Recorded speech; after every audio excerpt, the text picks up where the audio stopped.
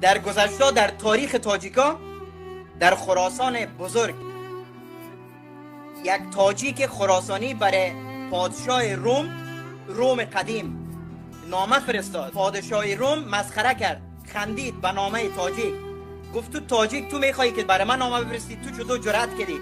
تو مرد نیستی، تو غیرت نداری. این پادشاه تاجیک یک نامه دیگه فرستاد اما شعر نوشت. من شعرشو به شما میخوانم.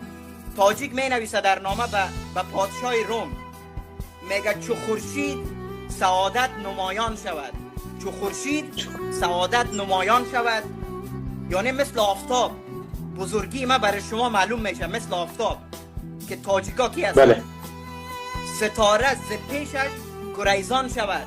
از روشنی و از قدرت من ستاره ها در آسمان فرار میکنند. من تاجیک هستم. میگه عقاب شکاری نترسد ز بوم. میگه عقاب از بوم از دیگه پرنده ترس نداره. شاهین از دیگه پرنده ترس نداره. من تاجیک هستم. دو مرد خراسان 200 مرد روم. میگه دو مرد تاجیک 200 مرد روم را بس است. 200 مرد روم نمیتونه در مقابل دو تاجیک استاد شود.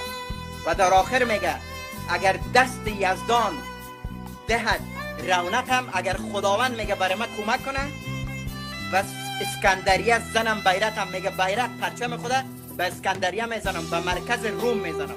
ای بود ملت تاجیک. ای است ملت تاجیک. ای است عزت تاجیک. امروز شما افتخار کنین که تاجیک هستین. شما به سر بلند بگین که تاجیک هستین.